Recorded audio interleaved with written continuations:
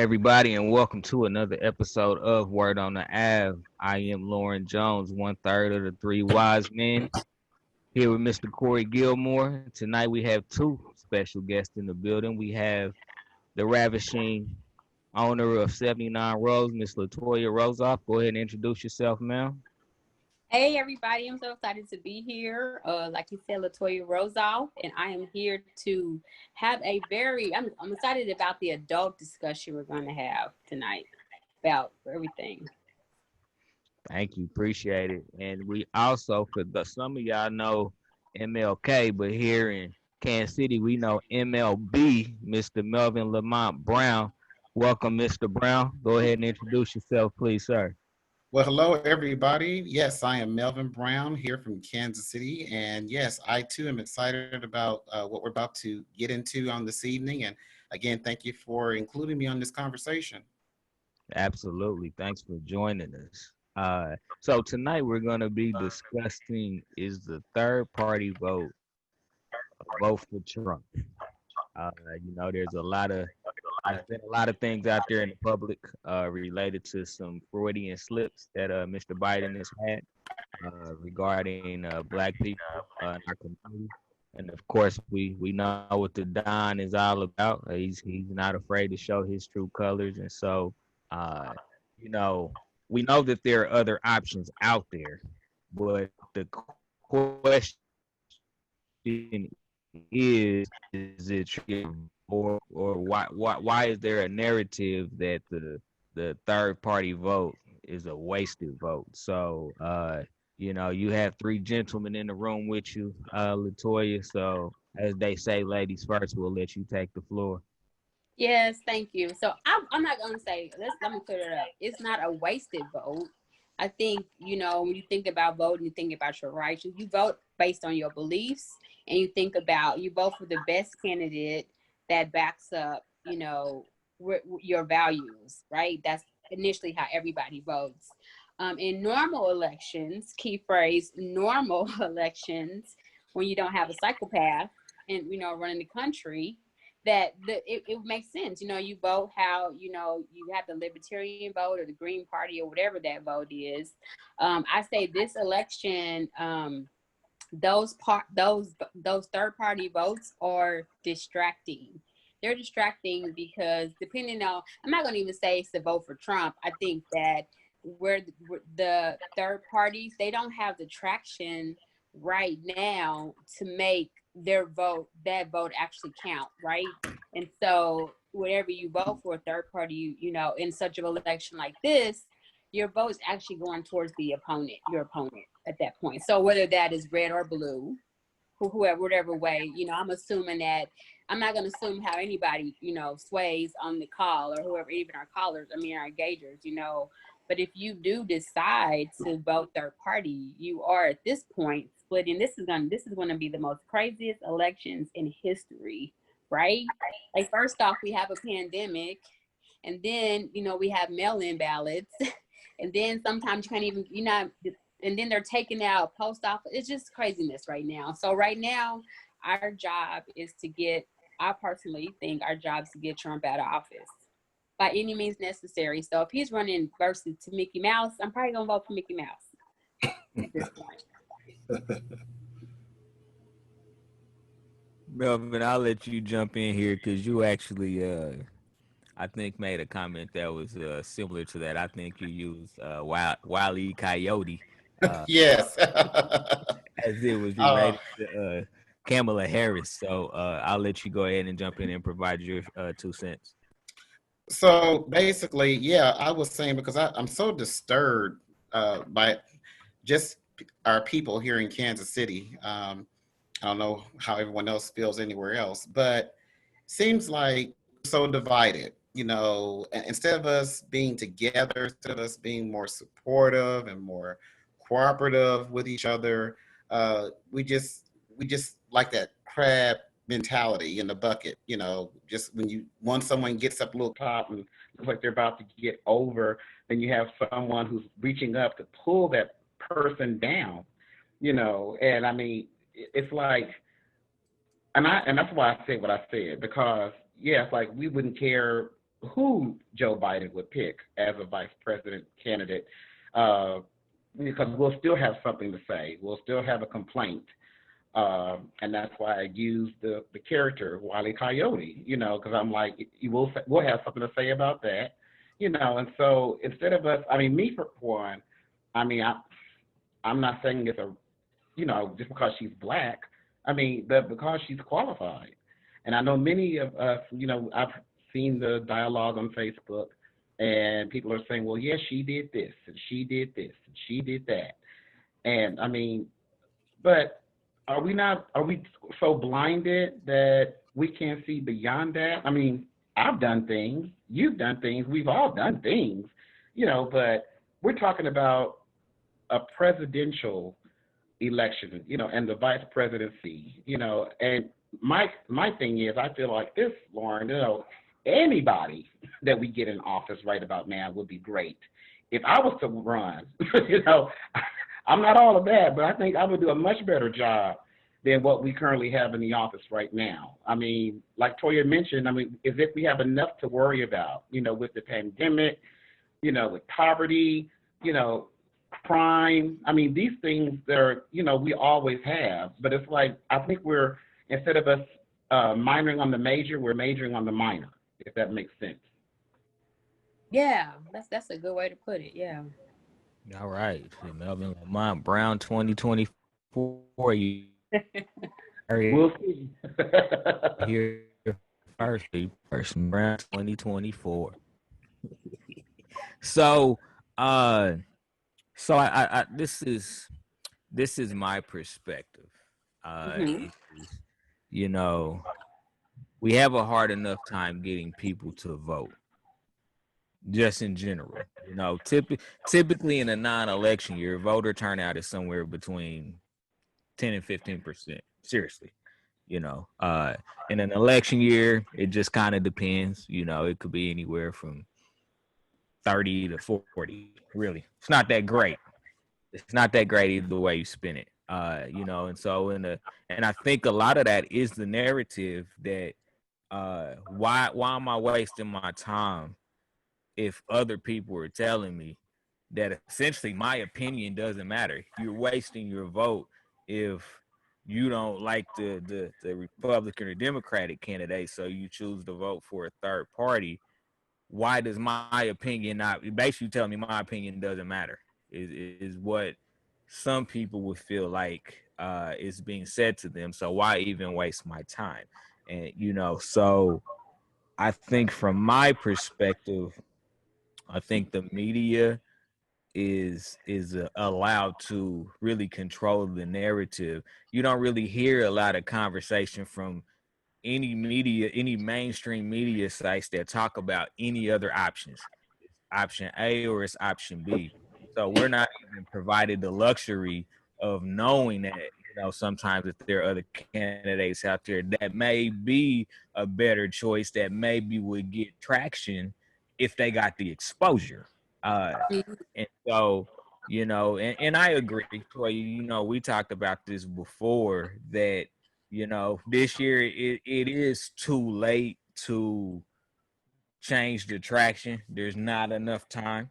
I think this year, in this election year, it is A or it's B. It's not saying that you can't vote however you want to vote, but one of those two are gonna win. That's just how it's gonna be this year. One of the two of them are gonna win. And so I do agree with that notion. I think that, in an era where we have internet and we have so many media outlets, we need to take a step back as citizens and understand and vet out all candidates, because I would dare to even say that most people don't even know there's other options on the ballot that will be on the ballot that will be there. What is her name, Corey? Jo Jorgensen, right? Jo Jorgensen, Joe yeah. Jorgensen is one. Jo Yeah. Yeah. You have a guy, there's a Native American on the ballot this year. you know. And he doesn't again. Now Joe Jurgensen does have some traction. This guy has no traction.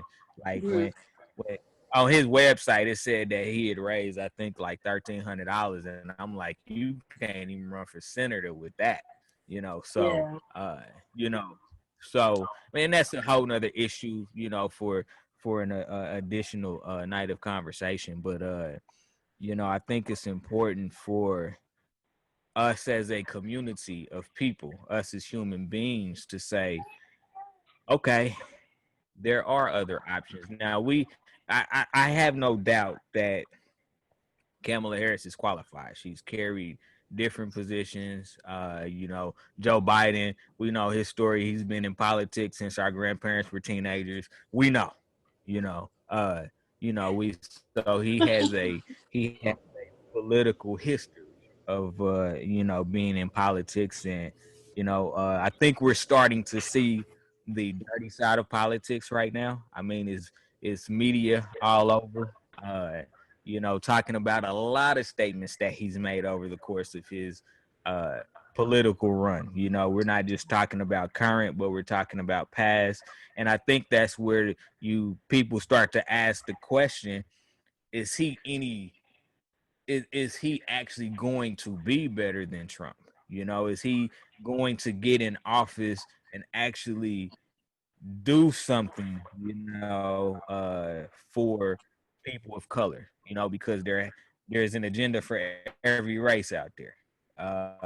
And so is he actually going to follow through? Now, maybe, you know, with his vice president candidate that he's chosen, maybe he's going to be leaning on her to do more of that, which is kind of unfair. But, you know, maybe that was the reason he went in that direction, you know, to have somebody that, you know, maybe understood, you know, maybe the African African American demographic a little better. I don't know.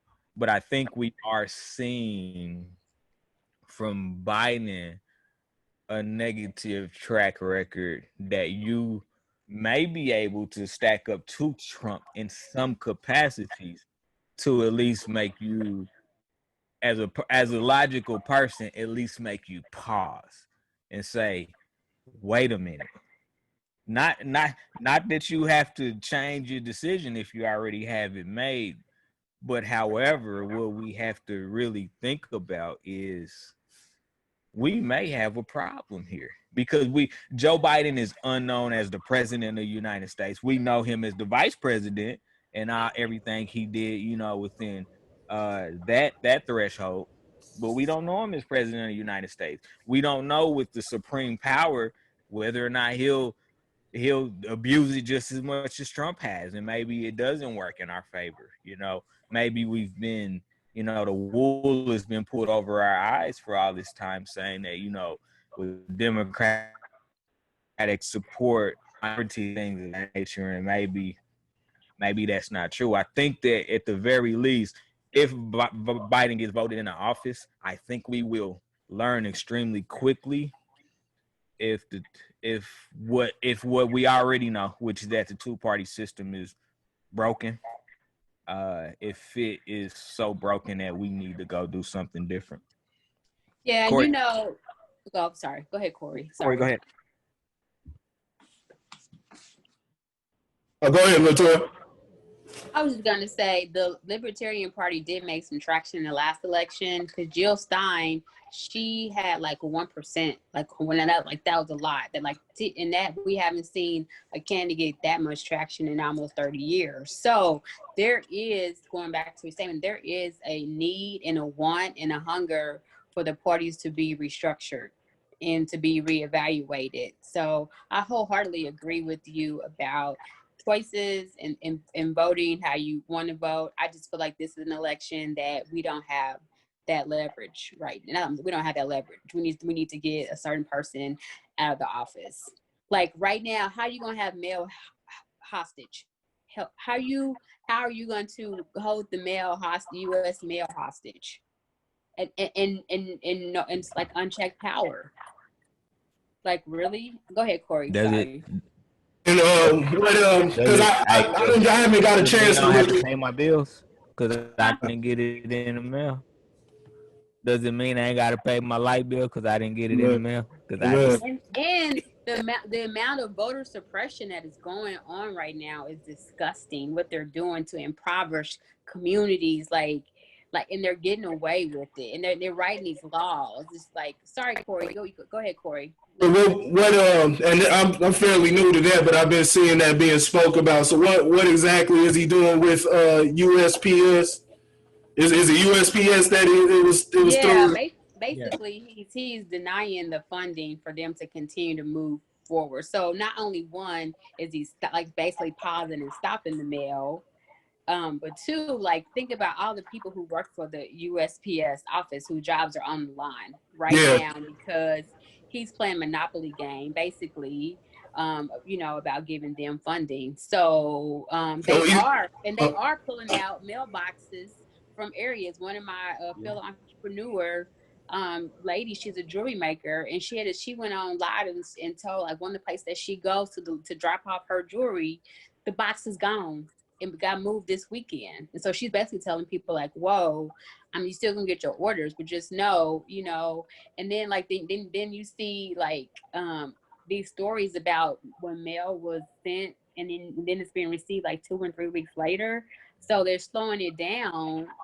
They're allegedly slowing it down for because we knew that they know everybody's gonna start sending their mail-in ballots. So that's why that's that push for everybody to do your mail-in ballot early, so you won't be in the rush of all of that. And then the voting suppression.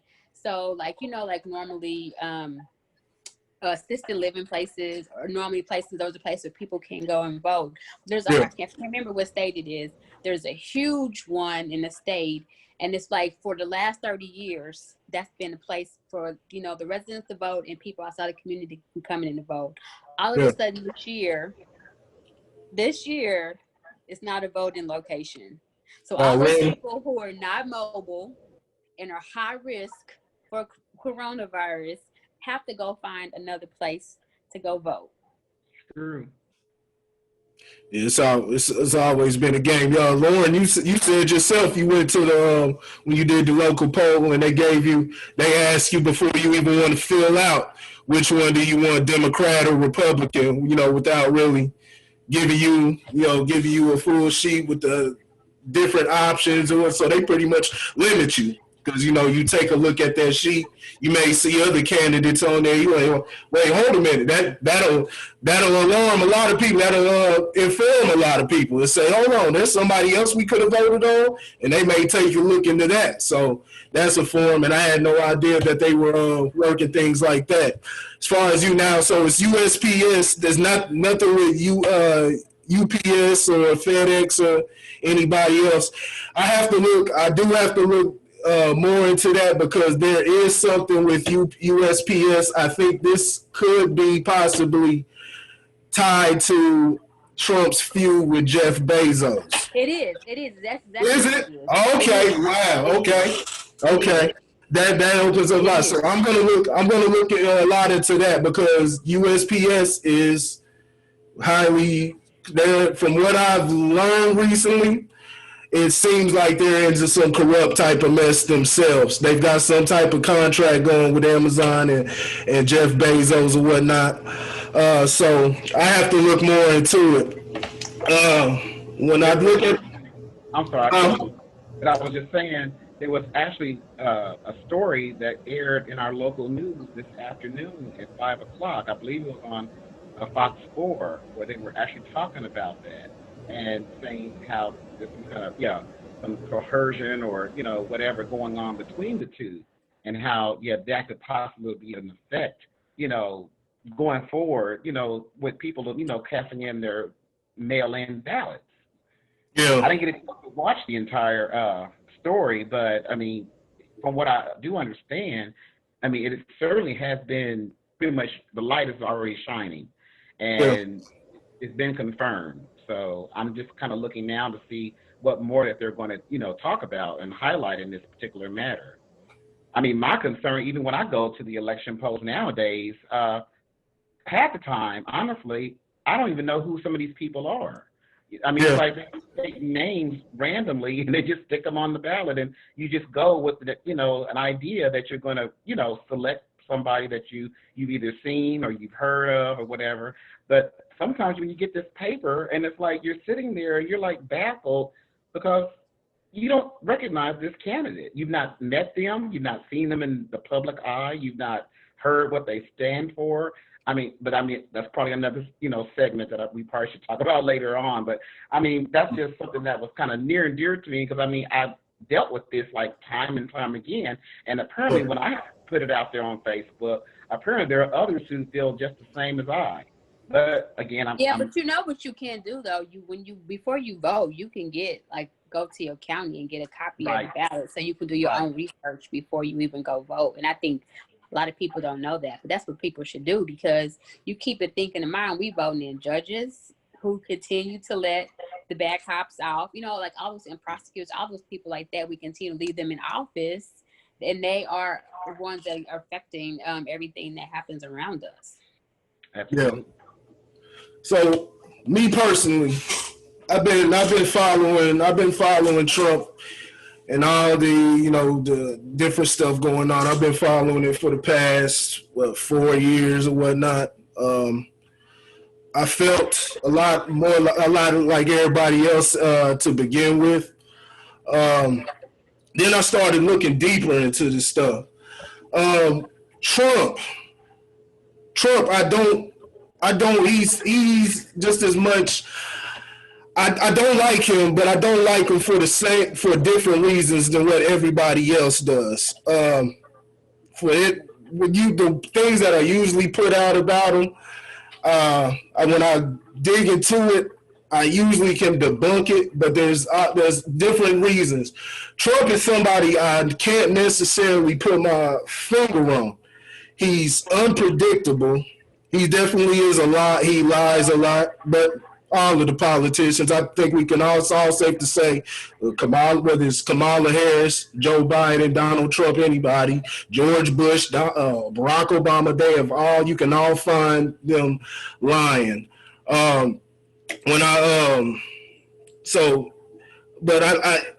we're talking about we either have this or that. Now, I want to address the question if voting for somebody else is that giving a vote for Trump? Now, it will give him more leverage. It will give him more leverage to get the win, so to say. Give him more leverage in that aspect. Of course, it's not giving him a vote because you're giving that vote to somebody else.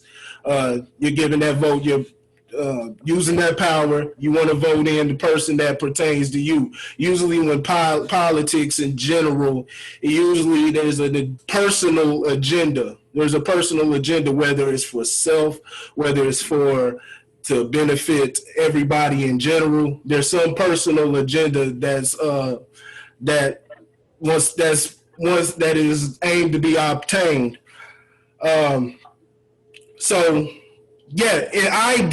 Ideally, you would want everybody to, put in for somebody else, get out of the whole Republican left-right paradigm and everything, because, it's done nothing. The left-right, everything in government, it's been usurped, it's been co-opted. Like I put out in the last episode, look up the Smith-Mundt Act from 1948, revised in 2012 by Barack Obama. The U.S. government has control over everything from the entertainment, stuff that's going through your television programming to the education that you're getting.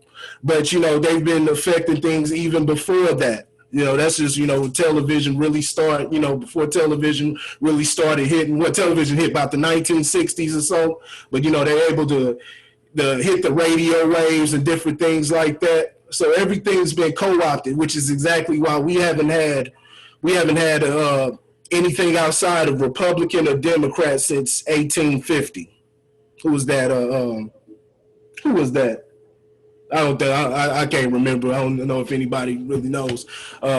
I forget who that was, but 1850 was the last time that we had anybody different. And so you want to get people to start exercising and start informing them. Now, I've been trying to do this for a while, but we don't control the airwaves. And through social media, like I said, through social media, all type of media, the algorithm can always be tampered with. So you've got that. So, trying to reach out, different people and different stuff like that, it's all screwed up.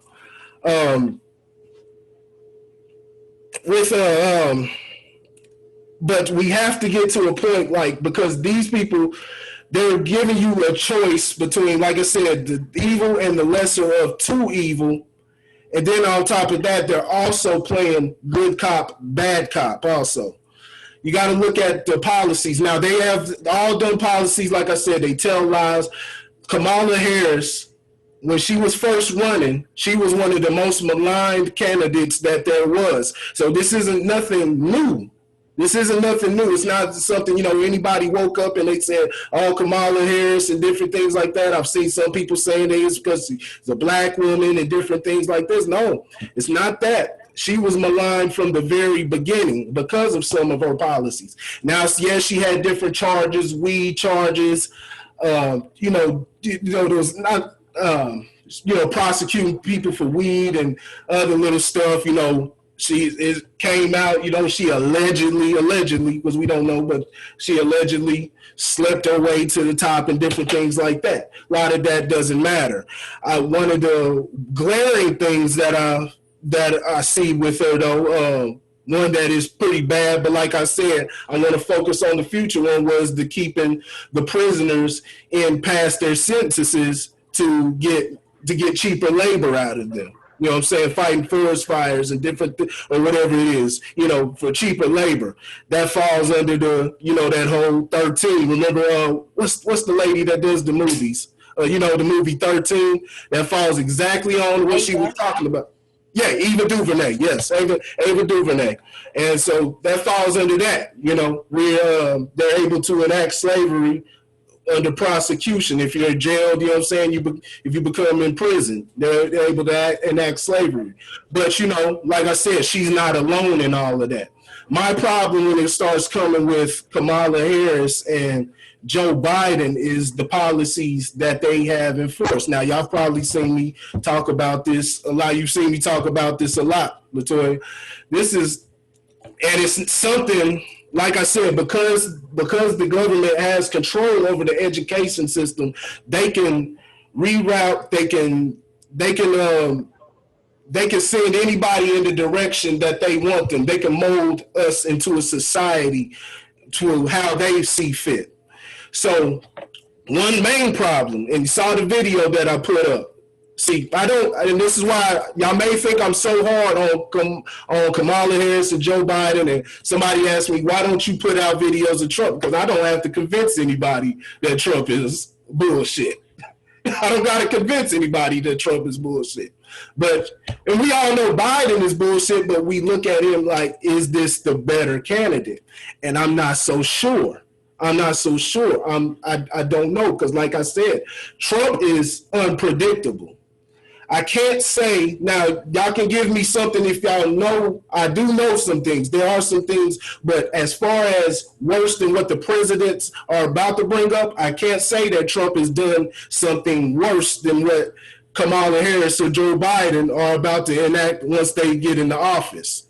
I can't say that. Kamala, because you're talking about Kamala's practices from 1994 and 1995. No, not. I'm talking about what she has planned. What she stated that she has planned once she gets in office. One of the glaring things is her buyback program. Her whole buyback program for guns. Now, a lot of people look at this, they look at the issue of guns because, of course, like most things, there is a necessity. It's out of fear. Of course, everybody wants to be safe, right? But understand, necessity is always going to be used to take away our human rights. When I talk about take away human rights, now think about it. I talk about the Constitution and different things ad nauseum. Of course, Black Americans were not subject. We didn't get that same treatment. It's just like Louis Farrakhan said in his speech, the Constitution was right within the mind. The people who, they had the right thing in mind. So that's it. Right there, that's acknowledgement. The Constitution is probably the greatest law ever put into place by man as far as law. If you want to have a level of order, it is the only law, and only the Bill of Rights itself is the only thing that's ever been drawn up that can ensure a free people.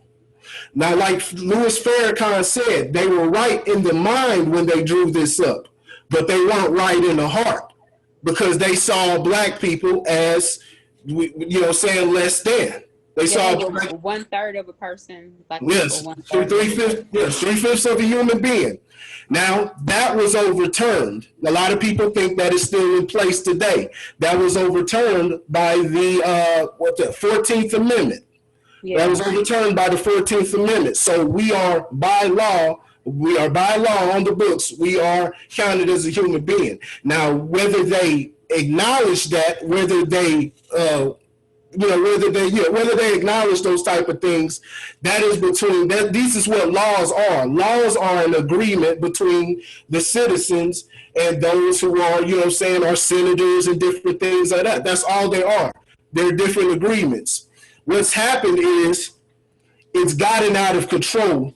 Starting from now, I just learned, like I've been saying since 1907, we've been usurped, and they've started sliding things away from us from behind, because you have privatized organizations, the banking, Federal Reserve. But when I just learned it's been even before that. I'm learning about 1871 and the different wording that they started putting within the Constitution and different things like that. But everything is still right there. These are things that need to be asked. Lauren, you remember that discussion we had with the officers? I wish we could have got to the point, but the senator or whatever he was from over there from Virginia, he had to get out quick. But them officers got on. They had they tried to fight back, but it was like, yeah, you right, because a lot of people have not been taught this. They are trying to slide them away. For those guns, that gun is the main thing. It is one of the main things that will keep a person free. You have to have that. Now, what they're using are things like, they're taking assault rifles and different things like that, but they will not take your from the military. They won't take the guns from the police. You know what I'm saying? But Corey, this is and that's just one of them. That's just one of them. Go. But this is where, like, I think this is my personal opinion, but this is like there are A issues and there are B issues that people vote for. Yeah. And personally, to me, I don't care about guns. No shade. Yeah. If you have a gun, you got a gun, whatever. Like, yeah. A issues to me, A issues are like job security, benefits, healthcare, medical insurance, judges, like maybe the Supreme Court backed up with similar like-minded individuals. Those are the issues that we should be voting for. And I think, each one to his own. Then there's B issues. And that's how I think most people vote on B issues, like abortion, gay rights, like all these things that really don't really impact anybody. Those are just your opinion about things. And I think that's why, like, people vote, like, for religious reasons. And I love Jesus, but there are reasons that I'm not going to vote that way, because I feel like my vote, I'm voting for the future of my son and my nieces and my nephews and my family, and future of myself.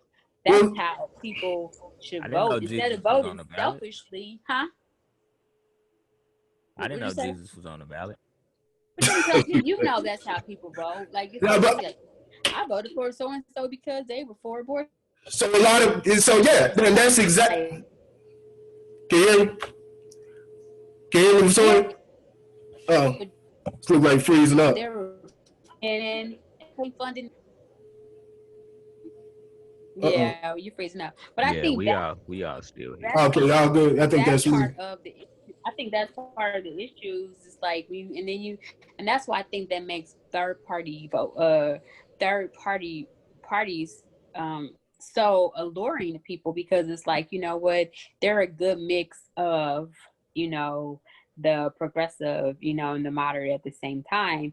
And but if you think about the history of, I went back and I researched a little bit before our talk tonight, like when it comes to third party voters, like there's like about 45% may go Democratic, and 40, the other 42 will go Republic. So like they had to choose a party. That's how, you know, their votes get and that's, I think that's where that whole notion of, if you vote third party, basically you're giving your vote to the opponent, whoever that is, red or blue, however, whichever way you sway. So Corey, I think everything you're saying is on Is point. it? Like you are a historian, obviously, and you have done your homework, but that does not help us right now at this Rep, moment. Like what you are the exactly right. projections. You are exactly right. It doesn't help us right now. It doesn't help us, but it is something I'm looking more at for, like it definitely won't I think the policies that Donald Trump has, you know, Republicans usually put in place, it won't help my grandparents. You know what I'm saying? It will not help my grandparents. But we're in this position because of how it's been going, how the system has been going. So we have to break it. We have to break it at some point. So there's got to be a generation that's got to take the sacrifice and got to take the pain. So I'm all for you. Like, it's gonna affect us. It may affect our kids. What it like things like jobs and different things like that. It's at the end of the day, and I'm pretty sure, but Dre Starfield answer, I'm pretty sure you can agree with this. When it comes, it's really on all of us to put these jobs on place, you know, all of us together.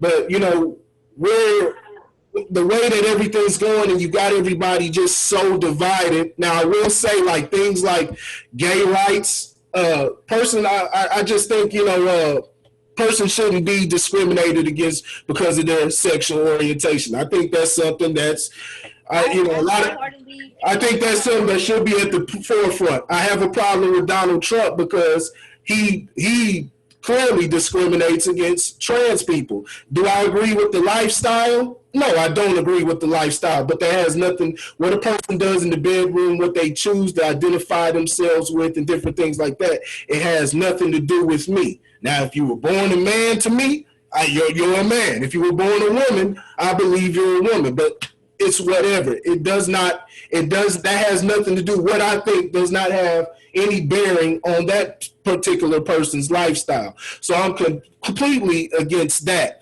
There's just so many different things that it's hard. I'm not saying necessarily Donald Trump is better or anything, but the whole notion that, you know, we may be in a safer spot or anything by getting Biden in. And I think you pretty much answered it. That's where I'm usually coming from when I say, hey, you know, we could be in trouble. You know what I'm saying? This dealing with Kamala Harris, Joe Biden, you know, they talking about upping taxes and different things like that, because they're going to have to do that to get these programs in motion. It's just sending us into deeper debt slavery. The more that we continue to use this money, the more that we can continue to operate within this system, it's just going to keep piling up and trying to fight against this imaginary debt, you know, for some money that doesn't even exist. Thank Richard Nixon for that. Let me jump in and ask a different type of a question. Yeah.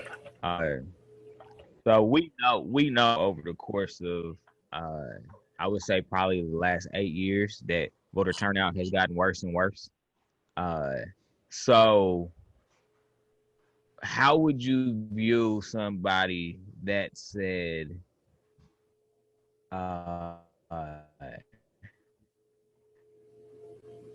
don't want to candidate? I just won't vote. Is that the same as somebody that would vote for the third party in your opinion? Melvin, you said what? Jump in. Same somebody question. that One more time. So, is it a difference between somebody that just decides not to vote at all versus somebody that votes third party? Mm-hmm. Is there a difference? Melvin, go ahead. Well, if I may say this, because I'm seeing a lot of it more just on social media, to where people are feeling, well, oh well, if that's all we got, then hey, I'm not even voting. If I'm out, whatever.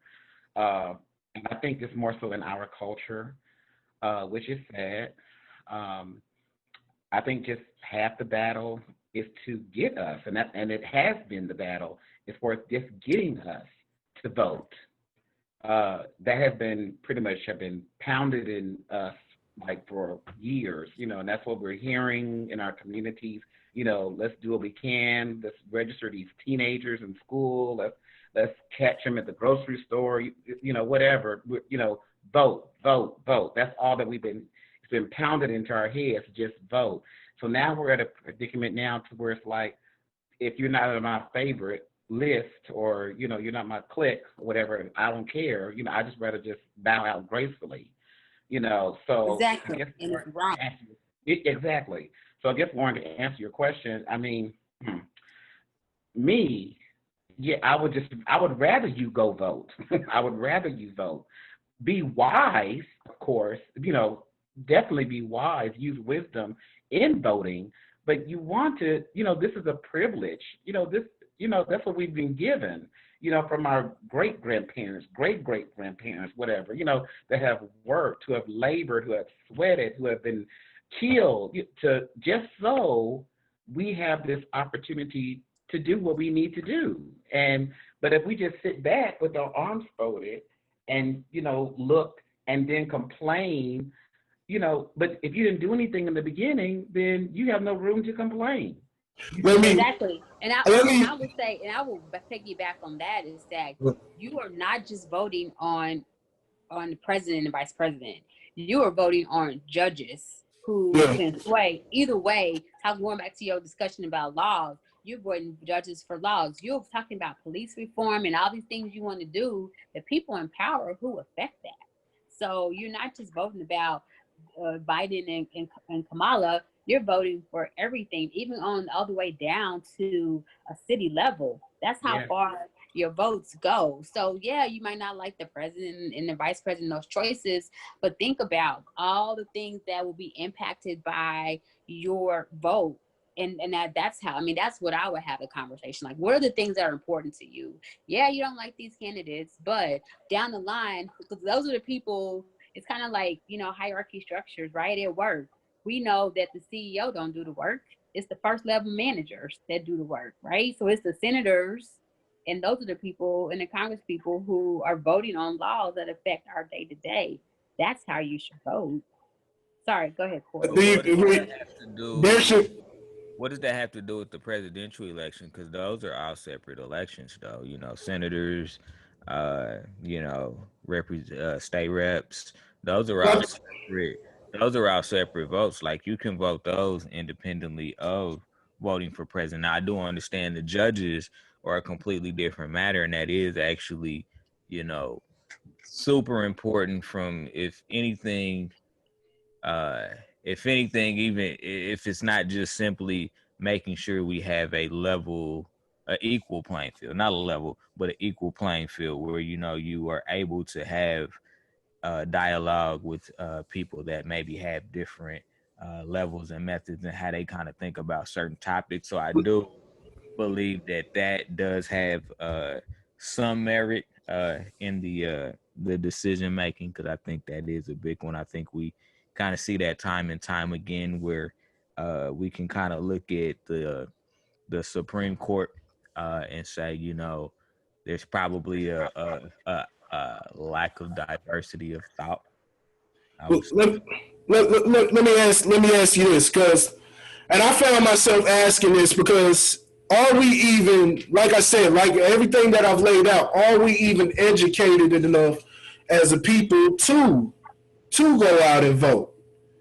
Or are we voting down, you know what I'm saying, like I said, or we just headed down the narrow, you know, we may vote for these little tiny things in between, but we're headed, you know what I'm saying, keep going further and further down the rabbit hole. And I found myself asking this question because I'm saying the system is not my problem, it's the citizens.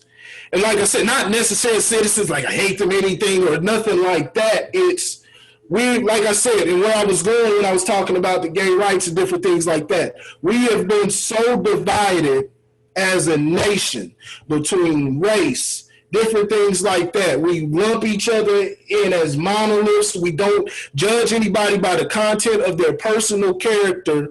You know what I'm saying? We don't even know enough about each other. We have just a complete indifference toward each other. But we've been so divided through, like I said, we got political beliefs now, religious, sexual, you know, all type of different stuff, gender, causing these different, you know what I'm saying, different just clashes with each other to where now we're not even having the conversations. We're not even available to have the conversations or even, you know what I'm saying, hear different things that are outside of the box, you know what I'm saying, that may be different from where we grew up from, our culture, where we're usually accustomed to.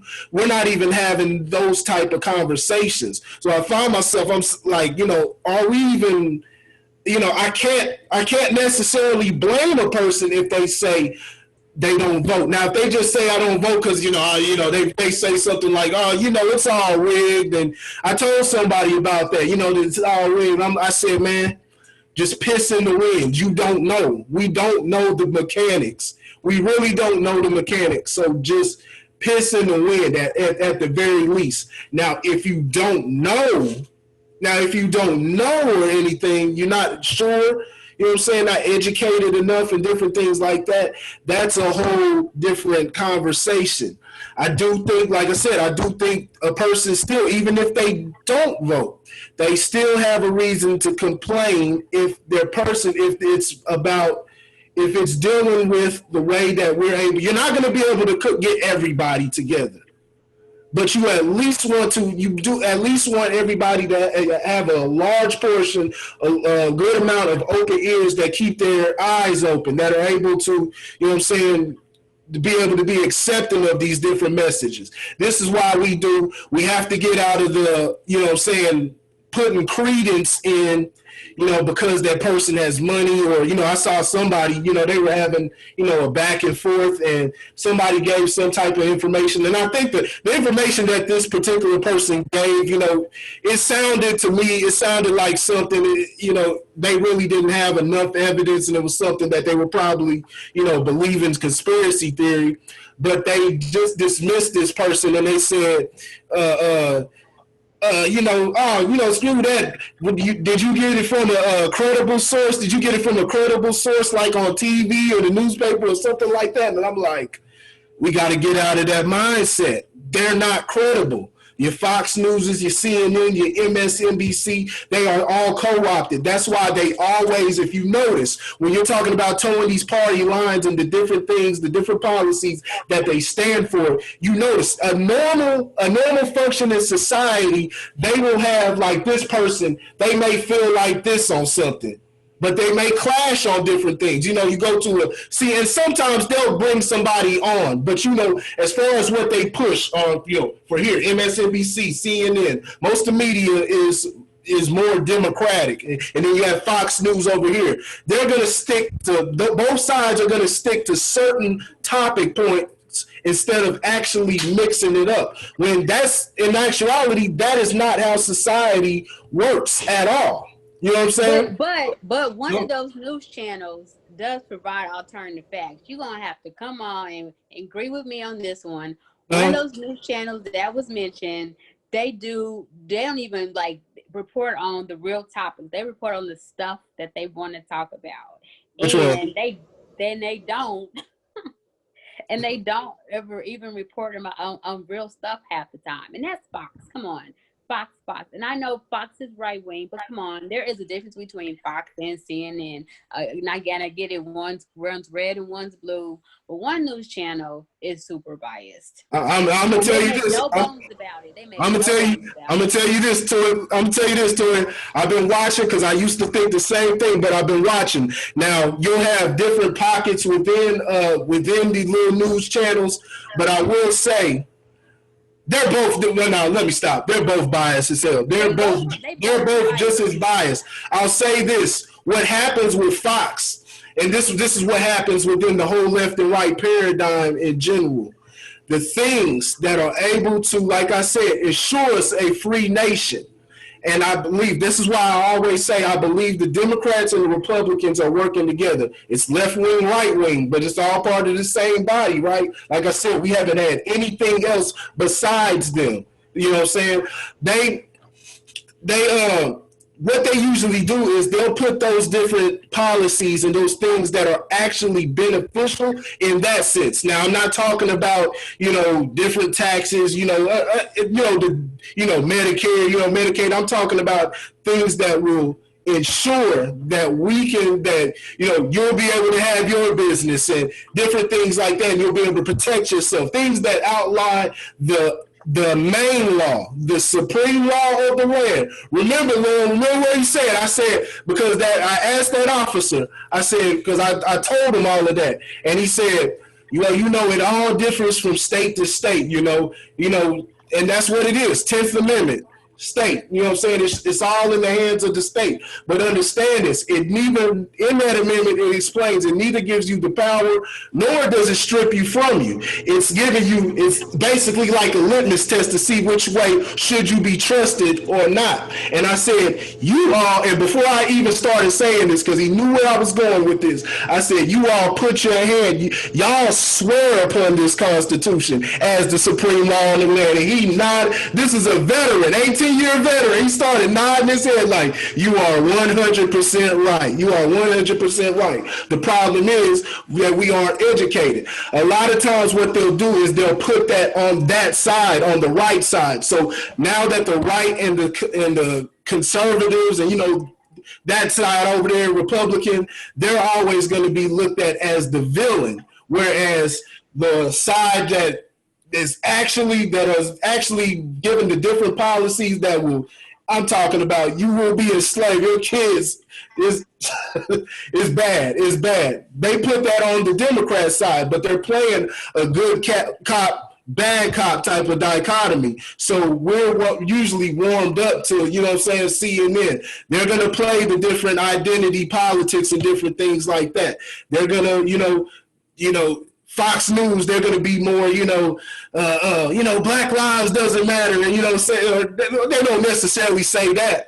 I will say even that's a whole nother, that's a whole nother conversation when it comes to that group. Because like I said, So here's what I want to do, because we've been out here for a little bit. I'm not going to be that much longer. It's a whole different thing when it comes to that. But we just got to understand that we can't fall. They're playing the game, so we can't fall under. You know what I'm saying? Like, we got to look at every side. Always view your enemy. Know thy enemy. That's how I started. I remember I said, because I was like, what the hell is going on? I was at a job. This job was, when I tell you, they were racist, but they were some of the nicest people. They were some of the nicest people that I know, but I was just looking, and I gave them time, and I'm like, man, I think these people are pretty racist, man.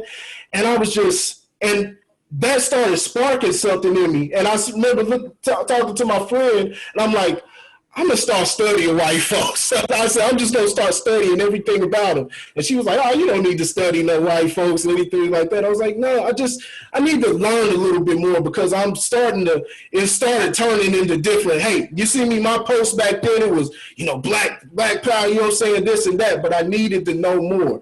Started learning, the different the different things. Not all of them are bad. I always known that, but I started understanding. I started understanding even more how the game is played, and you have to listen to your enemy. That means if you hear somebody If you hear a Ku Klux Klan leader up there speaking, listen to his speech. Listen to his speeches. Listen to what they say so you can know how they operate. Always remember, those people that you think that are on your side, ADL and Ku Klux Klan, this can be proven. I have the documents. I can show this to you. This is proven. They all come from the same group, the ADL and the Ku Klux Klan. And we all know the Ku Klux Klan supposedly hates Jews, right? It's controlled opposition. So I need to drop off. Don't let this stop the conversation. This is a great conversation. I have thoroughly enjoyed myself. I will come back anytime and be on the show. I gotta go though. So thank you for this opportunity. But no problem. Just vote Democratic and just be done. Damn, boy, come on. I'll see you on the book. We'll see you later. Thanks, Toy. Appreciate you. Appreciate No problem. Take All care. So, and we've been out here for a while. We can start wrapping up. I think within the confines of this conversation, I think one thing that we can all take away from this is that there's a lot of work to be done. You know, I mean, before we even talk about third party voting, you know, in a lot of instances, we just gotta talk about voting, you know, because there are a lot of issues with just, you know, we've been given the right to vote, but they've also put a lot of barriers and roadblocks that, you know, prevent us from voting and prevent us from going out there and, you know, casting whatever vote we want to cast. You know, lots of roadblocks, whether it's, you know, closing down polls or, you know, restricting mail-in ballots or Sending you to the wrong location. sending you to the wrong precinct. Like, I don't even understand that. I do, but I don't. But it's like you can figure it out pretty dog. Like, are you taking the vote or are you taking I mean, it's a vote. A vote is a vote, you know. So there's a lot of layers to just voting in general. You know, educate. You know, I think that's super important for us to really begin to understand is that, you know, we all know that there's a hidden agenda. And so as citizens, we have to take the power that's bestowed upon us to take the time to do the research or create a platform. Create a platform where I can go to, you know, whoyouwantovotefor.com, and it at least lays out all of the general things about each candidate, and then you can do your own research from there. Maybe that's, you know, there's got to be different options. We have to look at this with the open mind. You know, I mean, you could look at this conversation and say, we could sit up and have this conversation all night long. Yeah. And that's what used to happen. That's what used to happen with community leaders. They would sit up, they have a bottle of scotch, they have some cigars, and they go all night. Go ahead, Melvin. I'm sorry, I got excited because Corey was saying a whole lot, and it's something that he has said really stuck to me. As far as listening to our enemy, and I was just reminded, you know, we know a tree by the fruit that it bears. You know, I mean, an apple tree is not going to bring forth oranges. A pear tree is not going to bring forth bananas. Whatever that tree is, that's what type of fruit that it's going to produce. Mm-hmm. And so we have to not only listen, but we have to watch with our own eyes and know, you know, who is being set before us. Mm-hmm. Another thing is something he said that I kind of took in. Like, for instance, even here, you know, we have our district councilmen and so forth and so on. I mean, I wouldn't want to vote for somebody whom I felt they can't represent me.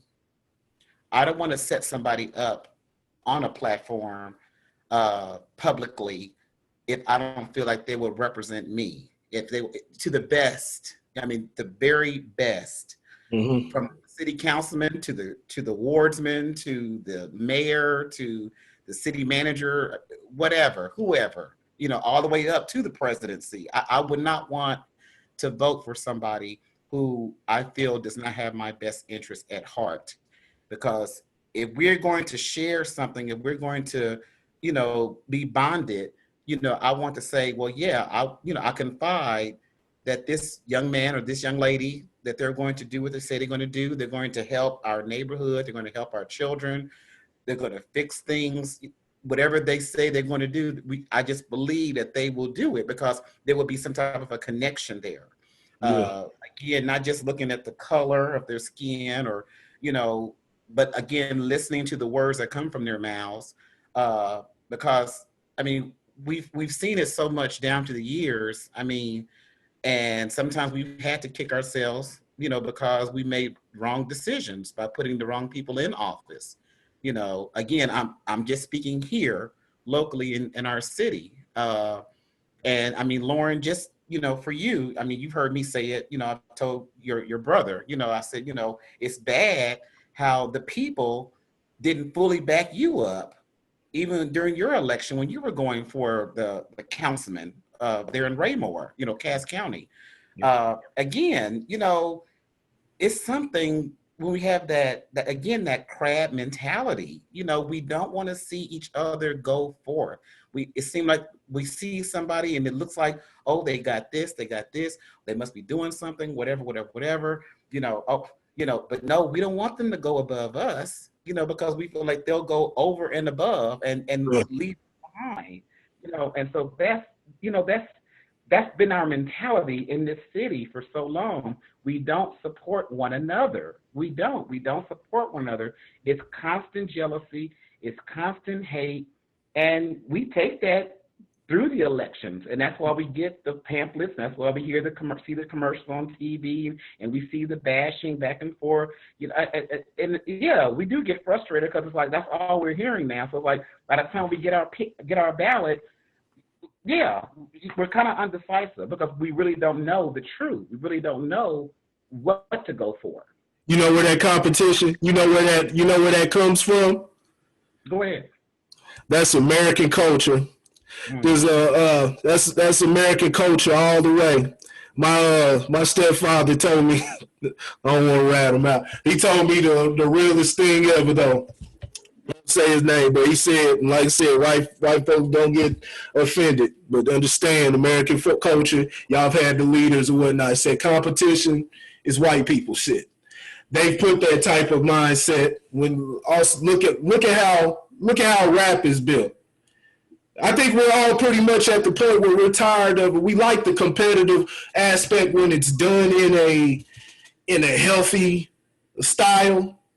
But when you start talking about, I think we get tired of I got more money than you and this and that, and you living in that house and you's a broke bitch and that type of stuff. And we understand that type of music, it's been pushed to the forefront. I just did that video with Cardi B and Megan Thee Stallion on my other channel. I'm mainly not even talking about them. I'm talking about how the culture and these different things that we've, accepted. You know what I'm saying? Like I said, we've allowed to be accepted and pushed as culture. You know what I'm saying? And that's just one of the things. It's just one of the things that we have to. The main thing is we got to start with the mind, and that's the main problem is we don't want to see the next person. We don't want to see the next person. Well, that's not everybody. There's a lot of black folks that do, but a lot of times we don't want to see the next person do better, or we'll just we'll be checking their pockets and he don't look like this, and he ain't got that type of car. He ain't flossing like them. I'm gonna run over to that. And like I always say, the devil is always gonna be pretty. The devil ain't never gonna look ugly. Because in that case, what would be the method? Why, if I sit up there, what would be the allure to get you to lure you in, to trap you in? The devil will never look pretty. I mean, the devil will never look ugly. It's always gonna be just like they say in the Bible, Lucifer was one of God's most beautiful angels. You're 100%. It's just part of American culture, and we as black, people who have family who are descendants of whether it's slaves or American Indians, you have the Negro and Mongoloid. You know what I'm saying? They just don't show the Negro side of the American Indians. But we have descendants, people who come from that from that descendants of that, we don't have any connection with that culture. Unlike people who are coming from overseas, Hispanic people, whether they're Mexican, Puerto Rican, Cuban, they still have that link. Even if they're second generation, they were born here, their mothers and fathers usually still speak that Spanish. So they're still going to be grounded within their culture. Even Africans, or whether Caribbean, Haitian, whatever, they're still going to be grounded within their culture. The Black American is American culture is their culture. This is all they know. But like I said, once you've had your media co-opted in the way that it's had and pushed, and you pushing nothing but entertainers and entertainers and sports players, and they don't do that for theirs. Now you see why we're in the position that we are now, and it's hard that get everybody together to have these type of conversations. So yeah, it starts with the mind, man. Absolutely. Yeah, And I mean, and I'm not even trying to veer this conversation off, because I know we're talking about a certain thing, but because I'm in education, right? And so I see these young people, because I'm in a middle school / high school, and just it's safe to say that this generation right now that is going to school and coming up, it is so different. Yeah. The three of us. Yeah. Their parents, and so the parents are not the same. Yes. Mother and father. Yes. Yes. And a lot of times when the student acts out or whatever, because I mean a lot of times it's more so I get it from the girls because they're so mouthy. They want to do this, they want to say this, they want to get this off their mind and whatever. Oh. It's like when I talk to their mom or when I talk to their dad, and it's like you feel like you're talking to just a deer who's in headlights, because they're not comprehending, they're not seeing what I see. Yeah. What I'm hearing. And when you try to explain this to them, it's like, well, no, that's not my child. My child doesn't do that. My child doesn't act this way. Oh no, we don't have problems like that in my house. Yes. Like, well, where does it start? Where do you get to a point when you understand that when you send your child out the door, you don't know what your child is doing. You don't know what your child is engaged in. You know what they're doing when you're over here and they're over there. Sometimes, truth be told, you don't know what your child is doing in your own home. Right. You don't know. And I mean, now it seems like, we were talking about how in our staff meeting the other week, how, we're trying to really emphasize the academics and we're trying to get the, most of the time, you guys, these kids, they can't even read. Can you believe that? They can't even read. A lot of times their parents, they can't read. I know what I'm talking about. Yeah. And again, it's a culture thing, and it's like, what happened? Where did we go wrong? Just where did we fall off? Lauren, I want to say one more thing. And like I said, what you're saying is all relative to when we talk about why we're the disconnect, of the education and why we can't even be informed and even accept these different things or even be accepting or a lot of times when you're looking for the right things, you'll be interested in this different thing and it'll start leading you deeper and deeper. And you'll start, okay, what's this? And then you'll start, the path will start to carve itself out for you. But if you're not even in the right mindset to even be accepting of those things, so that's where it all begins with. Where it all begins with is the attack upon masculinity. And a lot of people don't believe this. They look at masculinity and femininity as, masculine, a big tough guy. And, that's not masculinity. That's what they call the bully coon. That's what they call the bully coon, which is actually used, what they actually had going back in those minstrel shows back in the day. And that tough guy out there, trying to be the toughest in the neighborhood and punking his own people and stuff like that. That's not tough guy. That's not masculinity. Femininity is not, femininity is not, it's less, let's see. Okay, let me say it like this. Men and women possess masculine and feminine traits. You got to be able to use that. If I sit up there, I'm in the morning and I want to get myself nice. It doesn't matter what I have on. It's not I'm putting on a dress or something. Put on a suit, get myself together. That's a feminine trait. We start dealing with different things like that. But when emotion, feminine traits. But when you start dealing, and you can look this up yourself, when you start dealing with logic and different things like that, those are masculine traits. Because of what had happened from the fathers being removed from the home through different reasons. We already know, the crack in the 80s, the era, it's all type of different things. We'll be here all day, going through what it was. It's just caused a cycle. It's caused a cycle. So we're running in more of a matriarchal type of system, more feminine, where we're reacting emotionally. A lot of people, like I said, they'll look at it as just on the women. No, the women have been coached, like I said, been coached by American culture.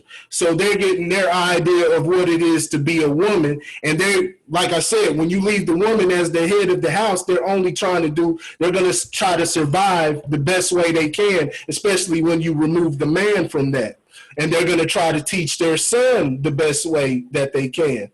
It's so many different layers. It's just so many different layers to it because, like I said, at the same time, now then you have the media trying to pander to them and leave the women without, so to say, responsibility for things.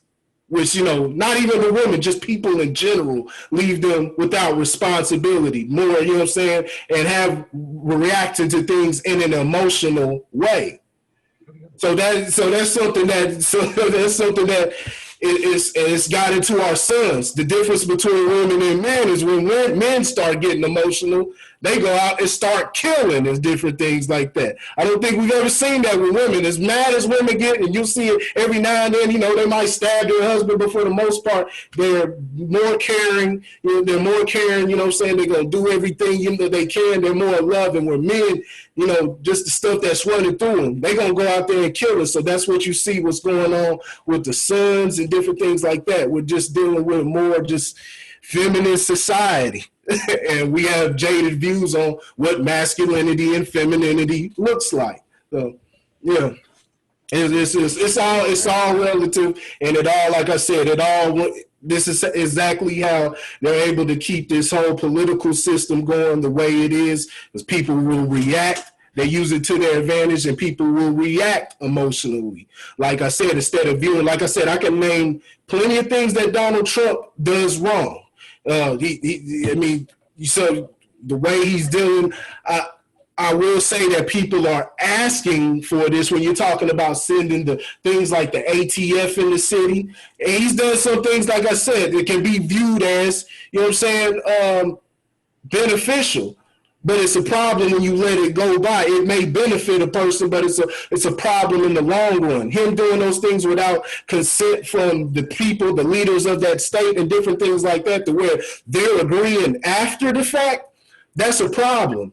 It should only be by the leaders of the state. But also, even in these democratic cities that you were seeing, they were sitting up there allowing their citizens and putting in these different curfews, cutting off freedom of speech, arresting people, because that's not how that works. Now, if you're talking about on a private business or on the government property, that's one thing. But on a private street, people can get out there and protest all night. Donald Trump had nothing to do with that. These were these democratic leaders in our cities themselves that were putting in these different rules. And a lot of people were saying, hey, do that because it's out of necessity. But you can't allow, it's so much on different sides, man. We'll be at this all night, but there's just so much fault, man. That's why I'm saying, I'm not saying go for Biden or go for Trump. I don't like either one. I'm just saying it's not as clear cut as everybody tries to make it as, Trump's just